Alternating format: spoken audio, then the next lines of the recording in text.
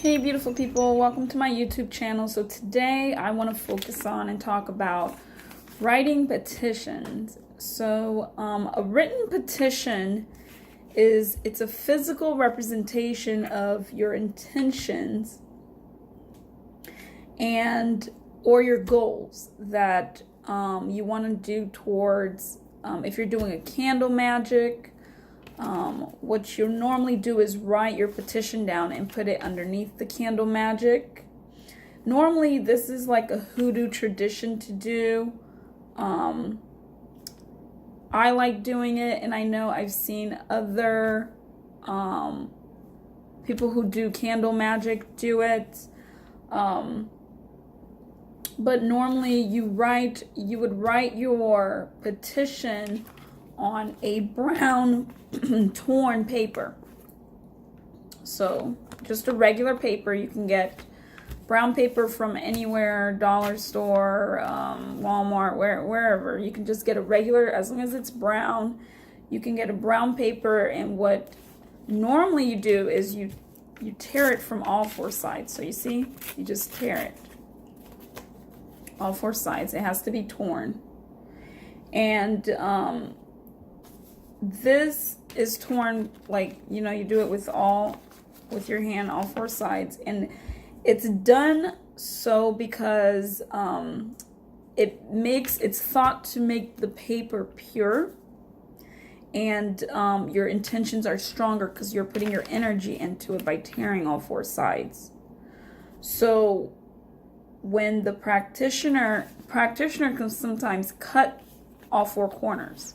Okay, so you can use the scissors and cut all four corners, and the scissors is seen as a symbol of it's a symbolic symbol of a weapon, like a sword or knife or dagger, against an enemy. So in some situations, if you cut the petition paper with the scissors, you can do it for like candle work where you're trying to drive somebody apart, or where you're working to trick an enemy. So if you're doing it like that, it's almost like going to war. So you're just cutting all four sides with the scissors when you do it for that type of magic. In my personal practice, I prefer just the torn paper, and you always need to use, I always use, but I mean, if you don't have it, it's fine. Ideally, the ink pen that matches your goal. So if, for instance, red for love, green for money, etc. So just an ink pen that matches what you're trying to do, and you write the petition on the paper. And you can write it in several forms. There's different ways that you can write your petition. You can write it in a paragraph form where you're stating your goal. You can write it, you can write your own name several times in a row. You can write the person's name that you're trying, whatever you're trying to do towards that person. You can write their name and then you write your name across it in a row. There's just so many examples of what you can do. What I do is, if I have petition work that I'm doing towards somebody and it's a lot that I want them to do, that my intention wants them to do if I'm doing the candle work, so I will write their name, like literally, I write their name, and I do it in 3s, 6s, or 9s. So I just write their name across. Let's say I write it 3 times. I'm just going to draw a line 3 times. I write it 3 times. So I wrote it 3 times. Let's just say, let me just scribble it.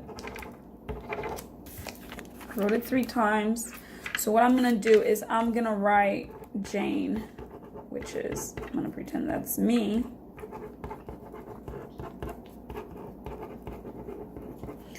So turn the paper and literally write, your name on top.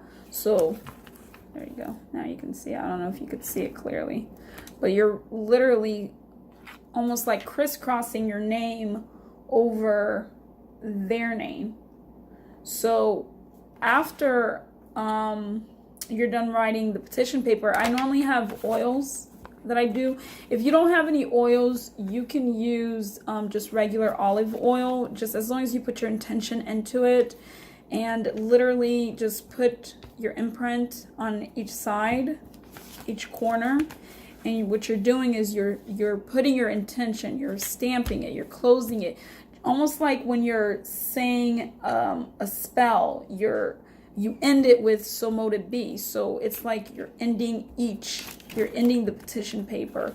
And if it's something that you want to come to you, like let's say money or prosperity, I fold it 3 times towards me for it to come to me. And if it's something that I want to go away from me, let's say like I'm trying to get rid of somebody and I want them to go away from me, I fold it 3 times away from me.